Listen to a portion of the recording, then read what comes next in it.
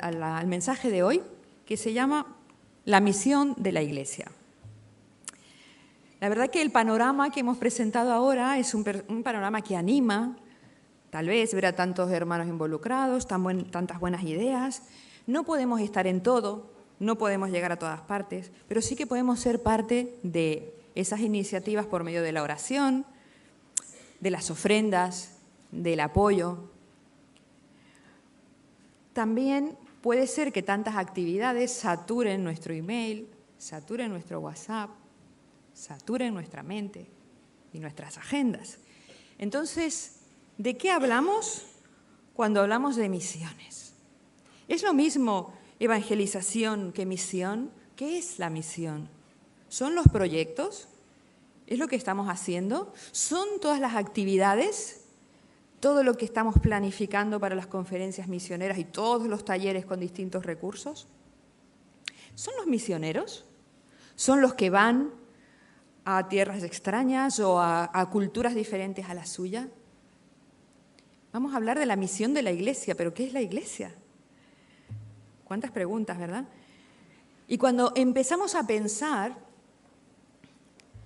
una vez escuché a David Burr decir que todos tenemos este tipo de dudas y preguntas y que si no las tienes es porque no piensas. Y digo, bueno, si lo dice David, ¿vale? Pero, ¿y yo? ¿Cuál es mi misión? ¿Para qué estoy en este mundo? ¿Quién soy? ¿Para qué estoy en la tierra? ¿Para quién vivo? En cuanto te pones a pensar un poquito, aparecen las cuestiones existenciales. Aquellas dudas de todo ser humano, las dudas que tenemos cada uno de nosotros. Así que para entre todos y juntos intentar descubrir qué es esto de la misión de la Iglesia, les anticipo que es súper pretencioso pensar que en una mañana mi incapacidad más lo maravilloso de este tema, vamos a acercarnos un poquito entre todos, ¿vale? Vamos a empezar descubriendo el primer recurso que utilizamos la mayoría de los que hablamos, ¿no? ¿Sí?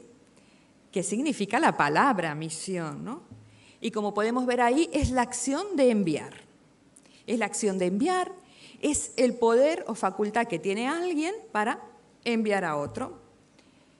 Pero la misión tiene un objetivo, tiene una finalidad, no es enviar por enviar. La comisión es ese encargo. Así que bueno, hemos descubierto rápidamente que misión es una acción de enviar. Hay alguien que envía y hay alguien que es enviado. Y hay una finalidad de ese envío. Bueno, ya sabemos algo. Sigamos adelante. Y como lo que nos interesa es verlo a la luz de la palabra, vamos a abrir nuestras Biblias en Juan. Nos persigue la aventura misionera. Vale, vamos a abrir nuestras Biblias en Juan, porque claro, es muy fácil hablar. A algunos se nos da mejor, otros peor, pero vamos a escuchar lo que dice la palabra de Dios. Vamos a leer en Juan 3:16, donde dice que porque de tal manera amó Dios al mundo, que ha dado, que ha enviado a su Hijo unigénito, para que todo aquel que en Él crea no se pierda, mas tenga vida eterna. En Juan 17, bueno, primero vamos a parar en Juan 3:16. ¿Qué decíamos? ¿Cuáles eran las condiciones para una misión? Alguien que envía, alguien que es enviado y una finalidad.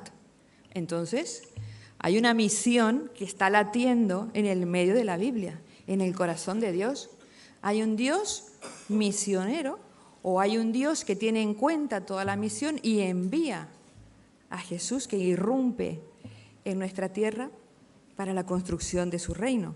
Porque de tal manera amó que envió. Si leemos en Juan 17:18, vemos que Jesús, recordáis aquel momento, ¿no? Aquellos discursos y su última oración en el aposento alto, Jesús le dice a sus discípulos, Jesús dice orando al Padre, como tú me enviaste, Padre, al mundo, así yo los he enviado al mundo. ¡Wow! Encontramos otra misión. ¿Hay alguien que envía? Jesús. ¿Y hay alguien enviado? Nosotros. Y si seguimos leyendo en Juan 17, los versículos siguientes, 20-21, Jesús sigue orando, sigue rogando por cada uno de nosotros y dice, mas no ruego solamente por estos, por los que estaban allí, sino también por los que han de creer por mí en la palabra de ellos. Él estaba pensando en el futuro, para que todos sean uno. Dijimos que la tercera condición de la misión era una finalidad, que todos sean uno.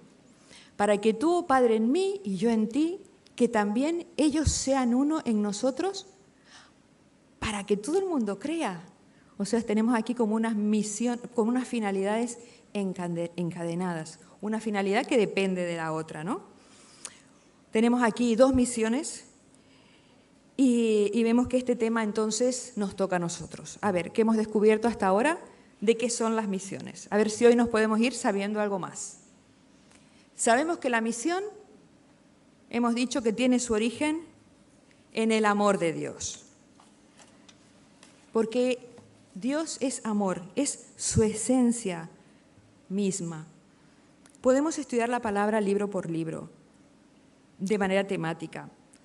Podemos preparar series de sermones, como hace de manera excelente nuestro hermano Benjamín. Pero el tema central es y será siempre uno.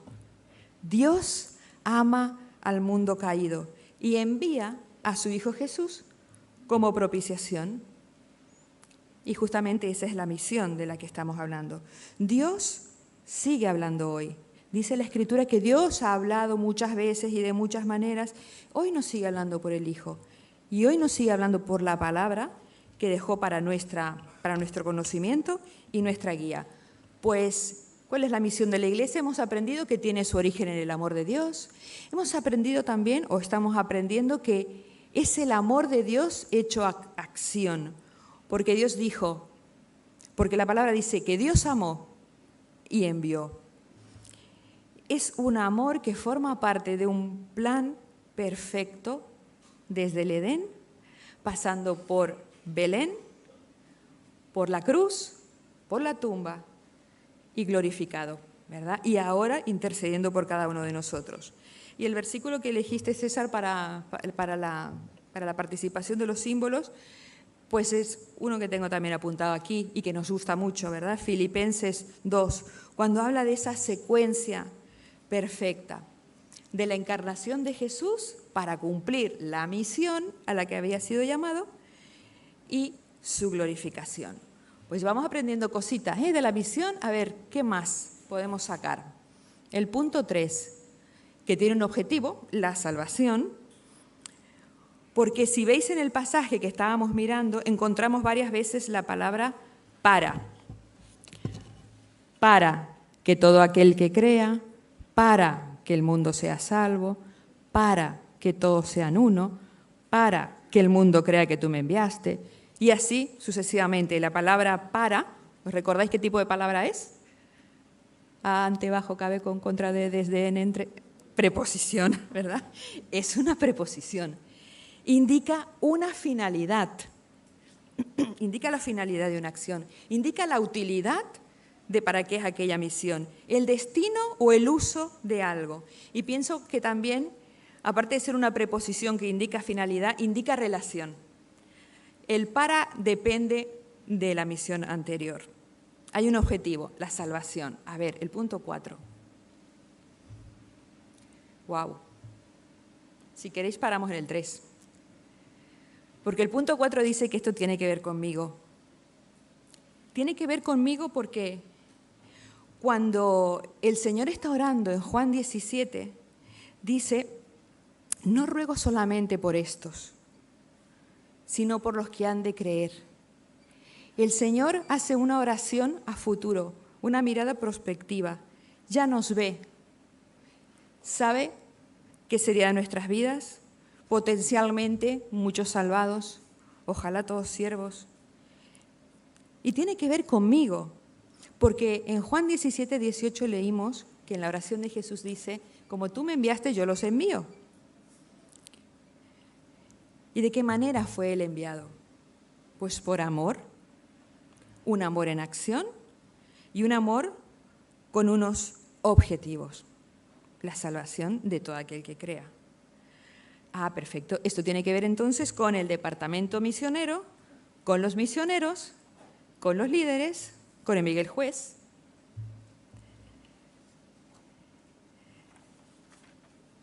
¿Qué sigue diciendo? Que todos sean uno. Otra cosa que descubrimos es que Jesús me envía a mí, pero me envía, nos envía dentro de un contexto. No nos envía solos, nos envía a todos como iglesia. En la Escritura se compara a la iglesia a tres figuras que nos ayudan mucho a entender qué es la iglesia. Se la compara a la esposa, se la compara a un cuerpo, se la compara a un edificio. Estas tres figuras tienen una cosa en común, que los miembros se relacionan entre sí en armonía, dependiendo los unos de los otros. Cada uno desde su individualidad, desde sus dones y su capacidad, pero de una manera armoniosa, creciendo juntos. Y a la hora de recortar este mensaje, la verdad porque se me desbordaba, ¿no?, del escritorio y de los apuntes, podríamos aquí ahondar un montón, pero no es el momento. Pero la idea es que el Señor dice que todos sean uno para que el mundo crea. Es como una especie de requisito previo, una condición, que sean uno. Y orando le dice al Padre, como tú y yo. ¿Pero unidos en qué? Unánimes, dice la Escritura, en una misma alma. Una unidad espiritual. Emocionándonos juntos, sintiendo lo mismo, creyendo lo mismo, haciendo lo mismo. A veces cumplimos los mínimos y se convierten en hechos muy superficiales. Cumplimos en tiempo y en forma, pero nos cuesta a veces mirar más en el fondo y ver si esta unanimidad tiene que ver con lo que creo, tiene que ver con la transformación diaria de nuestra vida espiritual. Unánimes nace de haber experimentado el mismo amor y el mismo perdón. Leyendo, hay infinidad de literatura que habla de misiones, pero habla de un hecho universal, que cuando una persona conoce a Cristo, da igual su procedencia, su entorno, las experiencias de su vida, que la experiencia de conocer a Dios es similar para todos. Esa paz que escapa a todo conocimiento, ese consuelo. ¿Qué más nos hace uno o unánimes? Ese arrepentimiento, esa nueva vida y un proceso de crecimiento lógico, con un objetivo en mente, que ese amor que hemos experimentado trabaje en nosotros y dé muestras de vida. Creo que hay un punto más. Pues tenemos una misión. ¿Quién va a decir que no está incluido en todo esto que hemos estado diciendo? En casa tengo un ordenador súper viejo, es ¿cómo se llama? Little Einstein, ¿sí? Es un ordenador de niño, que es viejísimo y aún funciona. Y cuando se enciende dice, tenemos una misión, despegue, y comienzas a jugar. Pues un poquito al escribir esto me venía la misma voz, tenemos una misión. ¿Y cuál será esta misión? Pues vamos a ver.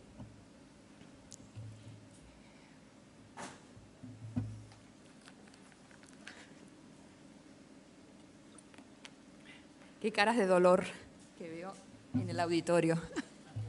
He hecho un error ortográfico, perdón. Otro clic. Ahora sí. Tenemos una misión. Vamos a leer esa misión. Porque antes de ir a hacer discípulos, tenemos que empezar por ser discípulos. Y en Mateo 28, 19, 20, lo vamos a leer.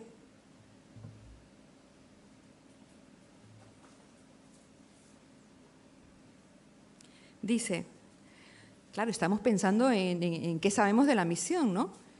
Pues, ¿qué se nos ha encomendado?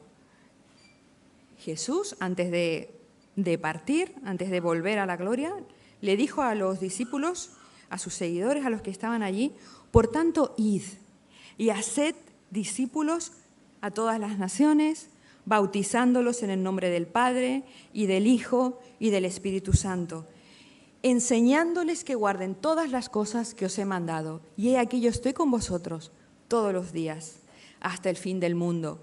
Notemos que es un mandato, porque dice id y haced. No es una sugerencia, no es un voluntariado como estamos escuchando fin de semana tras fin de semana, ¿no? No es una cuestión de voluntad, es una cuestión de obediencia. Es inherente a ser discípulo. Ponemos a ver la siguiente, Xavi. Creo que la hice bien. No, la anterior es entonces.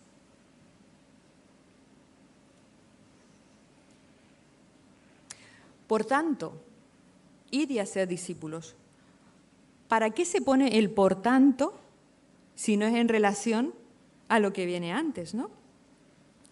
Leemos este pasaje, nos involucramos en misiones, nos involucramos en actividades, en conferencias misioneras y nos olvidamos del por tanto. Lo que decía, antes de hacer discípulos hay que ser discípulos porque todo lo que hagamos, para bien o para mal, afecta. Porque nos guste o no, estamos en misión, estamos de misión. Así que si no lo haces bien, lo harás mal, pero es que no hay otra opción. Antes de decirle Jesús a los discípulos, id y haced discípulos, antes de decirles el dónde, como dicen Hechos, ¿no? Judea, Samaria, Jerusalén, Judea, etcétera, y hasta lo último de la tierra, hubo una preparación previa. Y esa preparación se desarrolló durante esos 3 años que estuvo Jesús con sus discípulos, hablando con ellos. Fueron 3 años de caminar juntos, de visitar ciudades, de vivir diferentes situaciones. Jesús aprovechaba cualquier oportunidad, cualquier situación cotidiana para enseñarles acerca del reino. Pues el reino de los cielos es semejante. Pasaba por un sembradío, pues fíjate que la palabra de Dios es como una semilla. 3 años de escuchar su voz, 3 años de caminar a su lado y de verle en acción. Por tanto, después ves y haz discípulos. Pero antes de ser transmisores de un mensaje, hemos de ser receptores. ¿Cómo vamos a hablar de algo que no conocemos? En Hechos, después que Jesús asciende y se está constituyendo ya, los primeros cristianos y todas sus diferentes ministerios que fueron fantásticos, y la verdad que anima mucho a estudiarlo, hay un versículo que me encanta, me apasiona, y está en Hechos, lo veo rápido porque lo tengo súper pintado, en Hechos 4:13, dice que viendo el denuedo, la gente, viendo el denuedo con que hablaban Pedro y Juan, claro, escuchaban hablar a alguien de Jesús y decían, ay, pero esta persona no habla de una manera normal, se nota que tiene una pasión. Les reconocían que habían estado con Jesús, se les notaba. El versículo 20, cuando les pidieron cuentas de lo que hablaban, ellos dijeron, pero es que no podemos dejar de decir lo que hemos visto y oído. Ojalá nos pase, ¿no? Que no podemos dejar de explicar a los demás lo que Jesús ha hecho en nuestra vida. Que no dejemos de explicar lo que el Señor nos está hablando por medio de la palabra. No podemos dejar de decir lo que hemos visto y lo que hemos oído. Y si recordamos en las condiciones de la misión o lo que íbamos aprendiendo, recordemos que Jesús dijo que seamos uno para que el mundo crea. ¿Cómo que es ser uno? Pues siendo sus discípulos, compartiendo con los demás aquello que el Señor está haciendo en nuestra vida, como un alumno, como un buen alumno, como un aprendiz, como un seguidor. ¿En qué creo? Bueno, esto se graba, así que no puedo hacer muchas tonterías, pero os diría, sacar una hoja en blanco y un boli todo el mundo, que vamos a hacer examen de doctrina. ¿En qué creo? ¿En qué creemos? Y vamos a empezar a numerar. Ya os hemos ido dando pistas con una canción que se llama El Credo, y que como la memorización es una estrategia perfecta para aprender, pues por lo menos nos vamos aprendiendo la canción. Creo en Dios y en Dios el Padre, creo en su Hijo Cristo el Rey, creo en el Espíritu Santo. Y de esa manera nos estamos convirtiendo en excelentes seguidores, en discípulos que aprenden, y si lo vamos haciendo entre todos, fijaros, unánimes de manera espiritual. También he revisado los estatutos de la Iglesia, que esta semana los pedí que me los enviaran, porque la verdad que ya no sé dónde los tenía. Os los habéis estudiado, me imagino. Pues mirad, en la página 4 está nuestra declaración de fe. Y va enumerando aquellas cosas en las cuales creemos. En su momento me pareció perfecto, hoy igual cambiaría el lugar de una cosa, ¿no? Porque el primer punto dice las Sagradas Escrituras y en segundo Dios. Pues mira, yo lo subiría. Pero bueno, que más o menos es que a donde queremos llegar es al mismo lugar. ¿En qué creo? ¿En qué creemos? Haz una revisión de tus convicciones, porque si no crees en nada o tienes dudas, te va a llevar el viento de cualquier tipo de doctrina. Te puede engañar cualquier persona que tenga una facilidad de palabra o que te presente cualquier tipo de argumentos. En esta declaración de fe dice que creemos que hay un solo Dios verdadero, vivo, personal. Es más largo, ¿eh? Creemos que este Dios es un Dios trino, Dios Padre, Dios Hijo, Dios Espíritu Santo. Creemos que el ser humano fue creado a imagen de Dios, pero es pecador. Creemos en la salvación. Así que, mirad, tenemos ya dos herramientas, aprendernos la canción y repasar la declaración de fe de los estatutos, ¿no? Y dar testimonio, hablar de lo que el Señor está a través de lo que el Señor quiere hacer a través de conferencias, a través de ayer en Santa Coloma. Claro, hemos demostrado, hay gente que se ha sacrificado mucho. Hay gente que ha estado ayer desde las 8 trabajando. Hay gente que, lo que decía de las conferencias, llevan un año currando en aquello. Dar testimonio no es hablar de lo que podemos hacer nosotros, por Dios. Mira qué voluntario soy. Mira cómo me apunto en todas. Sino es mostrar en nuestra vida lo que Dios ha hecho por nosotros. Demostrar su amor por medio de vidas transformadas. Porque nuestras acciones hablan muchísimo más fuerte. Si nos midieran los decibelios de las acciones, nuestras acciones hablan mucho más fuerte que las palabras. Y había una iglesia en Tesalónica que resulta que escuchaba una charla parecida a esta. Y entonces recibe una carta de Pablo, y Pablo les dice lo siguiente. En 1 Tesalonicenses, vamos a ver aquí, en 1 Tesalonicenses 1, 8 a 10. Pablo escribe a Tesalónica. Imaginaros que ahora llega una carta aquí del Miguel. Hoy lo tenemos con Miguel. Pues llega una carta que dice: porque partiendo de vosotros ha sido divulgada la palabra del Señor, no solo en Macedonia y en Acaya, sino que también en todo lugar. Vuestra fe en Dios se ha extendido, de modo que nosotros no tenemos necesidad de hablar nada, porque ellos mismos, la gente, cuenta de nosotros la manera en que nos recibisteis y cómo os convertisteis de los ídolos a Dios, para servir al Dios vivo y verdadero y esperar de los cielos a su Hijo, al cual resucitó de los muertos, a Jesús, quien nos libra de la ira venidera. ¿Vale? Queremos cumplir la misión que nos ha sido encomendada. Entendemos que para que el mundo crea, tenemos que ser uno. Pero hasta aquí todo se está quedando en palabras y en teorías que seguramente las conocemos, ¿verdad? Entonces hemos encontrado unas pistas aquí en 1 Tesalonicenses cuando dice que os convertisteis de los ídolos a Dios. Llegó un momento en nuestra vida, cada uno puede hacer memoria, y si no, pues hoy puede ser el primer día del resto de tu vida, en que te reconociste como un pecador, como un miserable, como una persona sin posibilidades de futuro. Pediste a Jesús que limpiara tu corazón por medio de su sangre derramada en la cruz y que viniera a tu corazón. Convertirte de los ídolos, de aquello que quitaba tu atención, a Dios, volver la mirada a Dios. Y aquí encontramos otro para, que dijimos que era una preposición. Iba a hablar de una finalidad.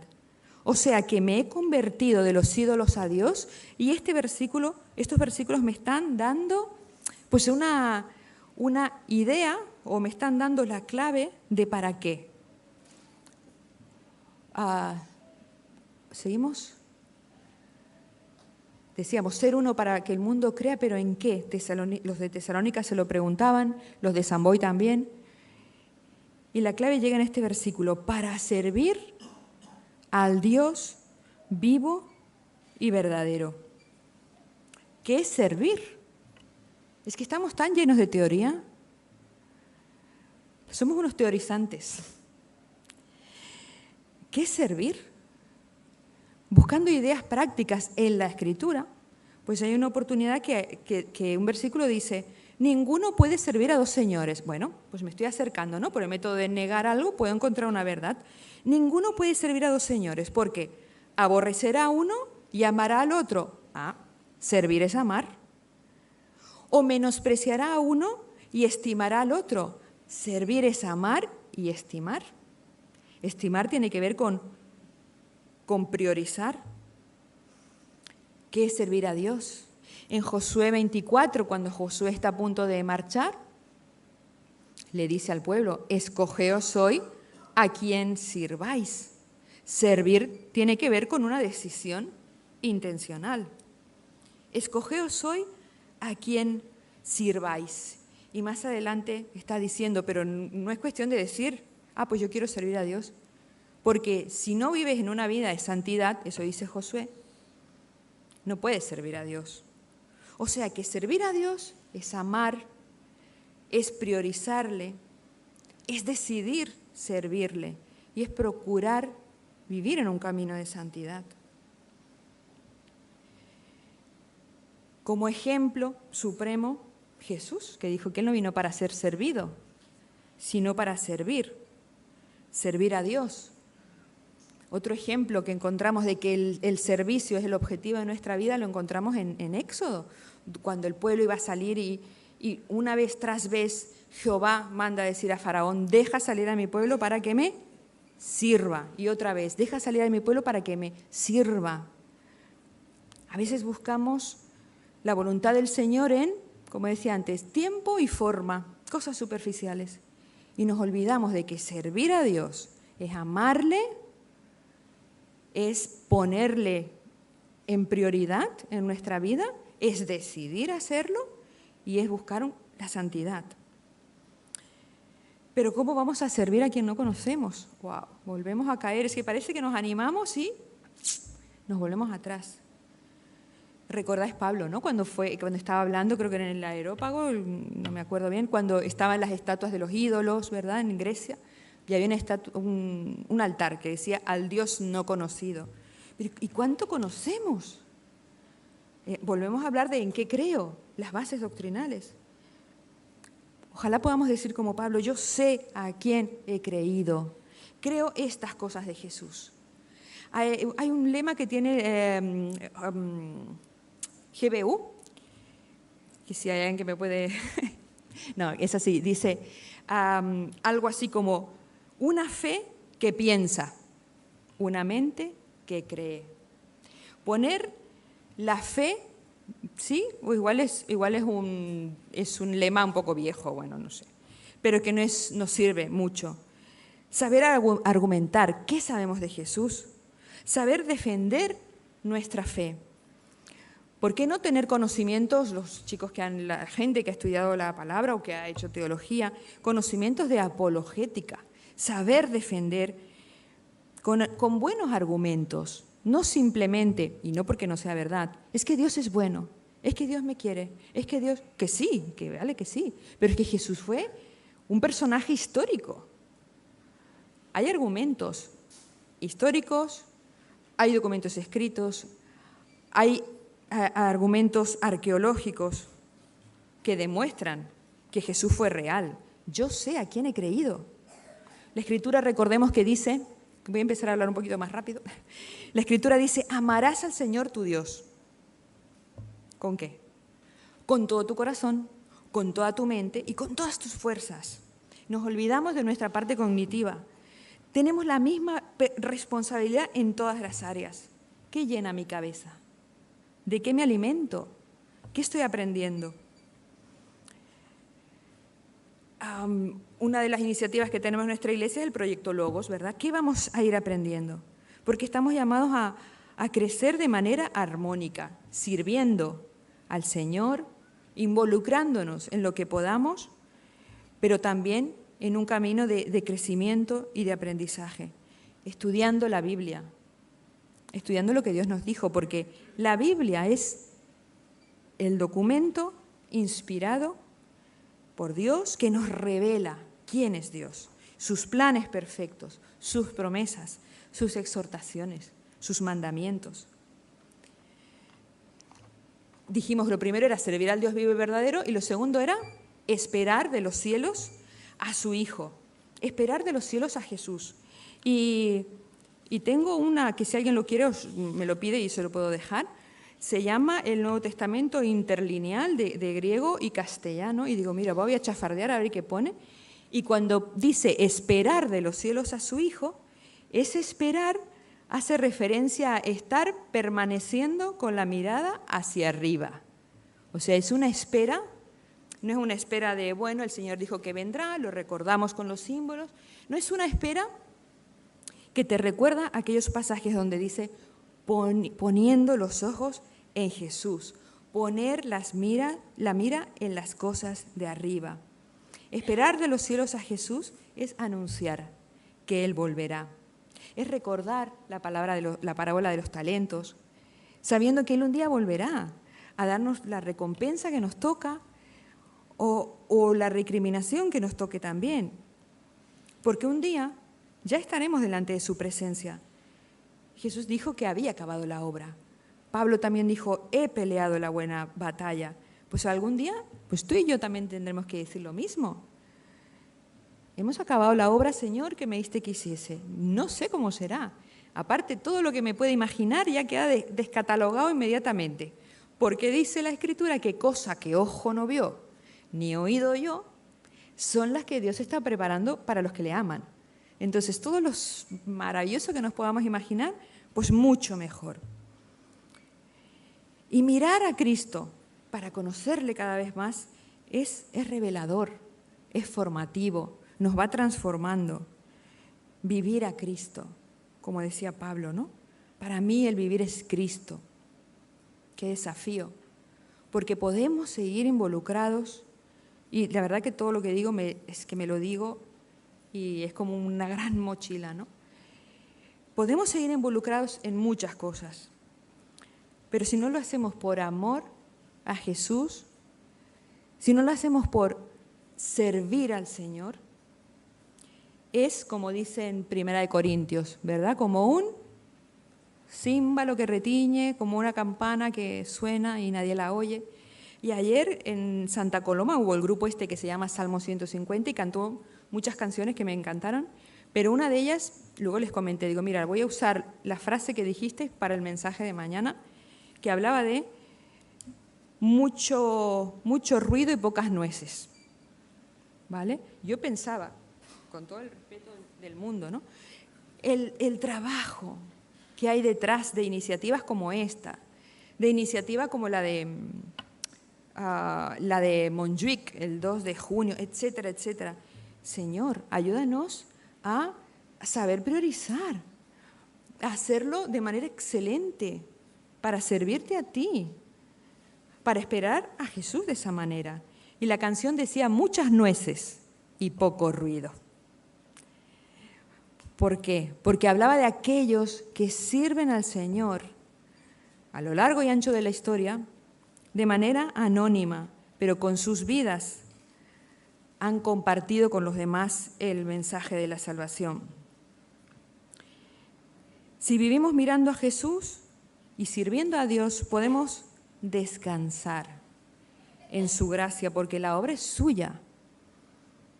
Tal vez llega el momento de parar las máquinas y de fortalecernos escuchando su voz, escuchando su palabra, por el estudio, por la oración, porque no olvidemos que la misión es cristocéntrica, no es denominacional.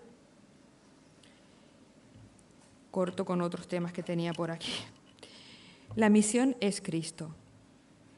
Y decía en Juan 17, que sean uno, Padre, como tú en mí y yo en ti. Dios el Padre que envía, Dios el Hijo, el enviado, el Espíritu Santo, el Salvador, el Consolador, el que nos guía, el que nos enseña.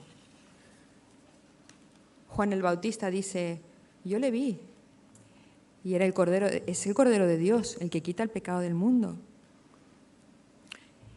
También quito historias de gente que le vio, ese Jesús transformador, porque Él es el que transforma, no nuestro esfuerzo.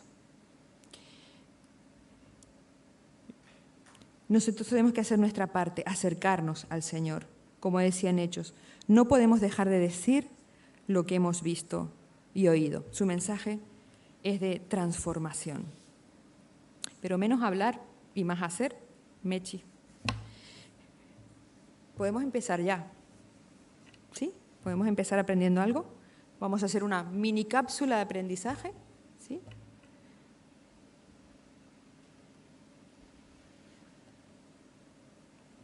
Un clip.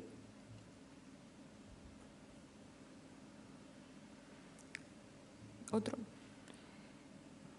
Tenemos que, bueno, vete para atrás, he tenido que recortar por la hora, ¿no? Pero la mini cápsula de aprendizaje habla de, hoy vamos a aprender algo de cristología, algo de la doctrina acerca de Cristo. Que todos los que estamos aquí, que todos los que estamos aquí nos vayamos con este aprendizaje, ¿sí? Porque ¿cómo vamos a enseñar si no sabemos? Y estos versículos, pues, están en mi memoria desde que tenía 7, 8 años. Yo decía, pues mira, se hizo un buen trabajo con mi generación, por lo menos cuando era pequeña.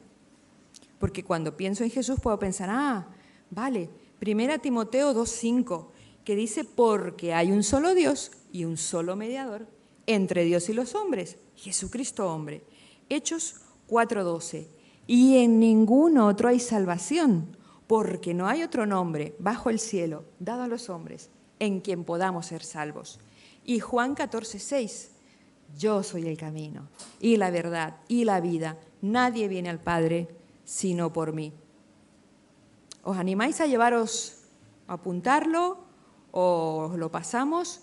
¿Qué hemos aprendido en esta mini cápsula de aprendizaje? ¿Sí? Y si no te lo puedes aprender de memoria, que nadie te haga dudar de que Cristo es el único mediador, el único nombre con el que podemos ser salvos, el único camino, la única verdad y nuestra única posibilidad de salvación y de vida eterna. No sé qué viene después, Javi. Esto de los recortes, vale, perfecto, me ha afectado al mensaje. Servir al Dios vivo y verdadero, esperar de los cielos a Jesús, pero hemos dicho que no seamos teorizantes, que podamos tener hoy, esta tarde, pero que tú sepas que este mensaje es para ti, es para mí, de renovar nuestra vida espiritual. Y preparando el mensaje, me salían palabras como, digo, bueno, ahora el tercer punto voy a decir que es el momento de recordar, de reflexionar, todo esto lo apunté, de recordar, de reflexionar, de repensar, de renovar, de reconstruir, de recargar, de reencontrarnos. Y todo me salía con el prefijo re, ¿vale? Con re, prefijo, porque va delante de la palabra. Y digo, bueno, esto será por algo, claro, porque re significa repetición, significa otra vez, sí, otra vez, Señor, otra vez vuelvo a ti. Significa hacer algo de nuevo, reintentarlo. Porque lo único incondicional es su amor y su misericordia infinita. Su perdón es el único perfecto.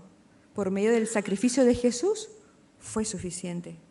Pero nuestra vida terrenal, nuestras oportunidades de servirle, de vivir mirando al cielo, esperando el regreso de Jesús, están contadas. Nuestra vida es breve, nuestra vida es finita y perdemos muchas veces el privilegio de obedecer, de crecer y de buscar su rostro. Pues el tercer punto que nos puede hacer estar unánimes en un mismo sentir, siendo uno, es en esa búsqueda de una respuesta. Puede ser el momento de que te reencuentres con tu Salvador y le reconozcas Señor de tu vida, o puede ser el momento de tu primera vez, ofrecer hoy tu vida en agradecimiento a Dios, pedirle perdón por vivir de espaldas a Él y hacer las paces con Dios, tu Creador. Pedir que Jesús venga a tu corazón, que limpie tu vida y que te acompañe en lo que te quede en esta tierra. Si nunca te has decidido a seguir a Cristo, hoy puede ser un gran día, hoy puede ser tu día, porque tu vida, la mía y la de todos vosotros, empieza hoy. El pasado, pasado está. No vivamos en un pasado, en un pretérito condicional. Si yo hubiera, si yo hubiese, si yo tuviera o tuviese, si a mí me hubieran, porque el pasado ya está. Y tu pasado de pecado Dios lo quiere perdonar y te quiere dar una nueva oportunidad. Quiere para ti una vida abundante, una vida de servir a Dios. Lo recordamos, amarle, ponerle en prioridad en nuestra vida. Desde mi humildad, desde mi forma de ser traicionera, Señor, quiero servirte. Es una decisión. Esperar de los cielos a Jesús, conocerle. No es lo que Dios quiere hacer. A veces las misiones es lo que Dios quiere hacer y nos olvidamos de lo que Dios quiere hacer por medio de mí, que yo me involucro. No, es lo que Dios quiere hacer en ti y en mí. Lo que Dios quiere hacer en mí. Jesús vino a salvar y a buscar lo que se había perdido. Y vamos ya a la siguiente.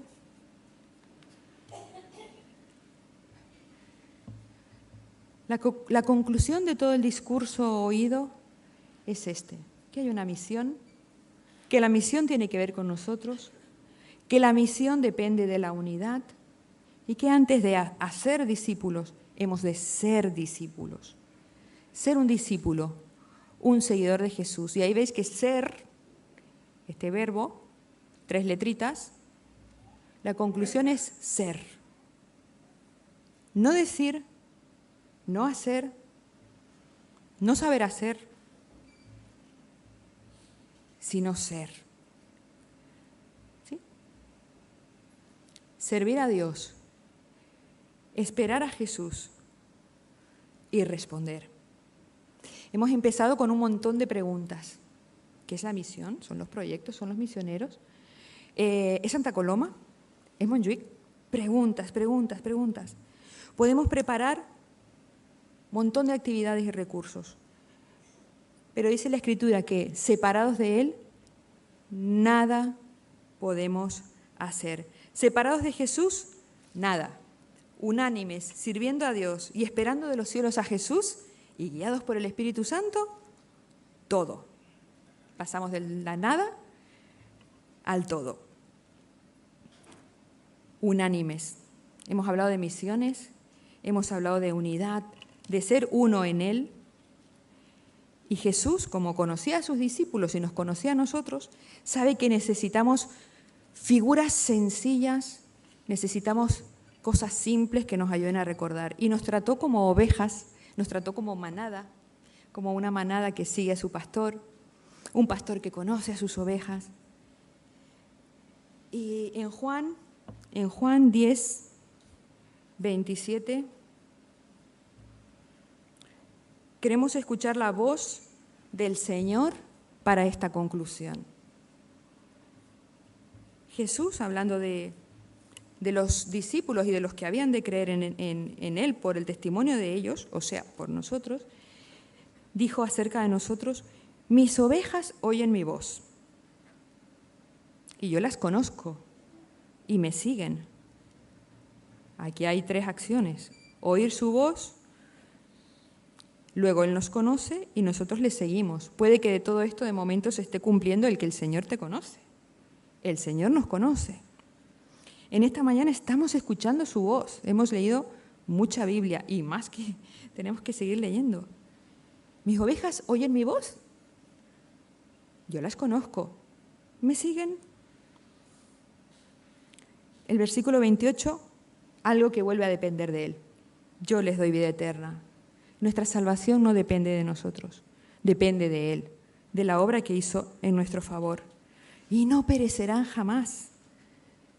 Sigue diciendo, ni nadie las arrebatará de mi mano, dice el Señor. Hace referencia a su propia mano, su mano traspasada por los clavos, lo que hemos recordado. Nadie las arrebatará de mi mano. Mi Padre, que me las dio, es mayor que todos. Atención, y dice, y nadie las puede arrebatar de la mano de mi Padre. Yo y el Padre uno somos. Hablamos de unidad. Seguros en las manos del Hijo, seguros en las manos del Padre. Yo y el Padre uno somos. Que el Señor nos ayude a ser sabios y diligentes en nuestra vida espiritual y en nuestra relación como hermanos. Que el Señor nos guarde y nos fortalezca durante esta semana.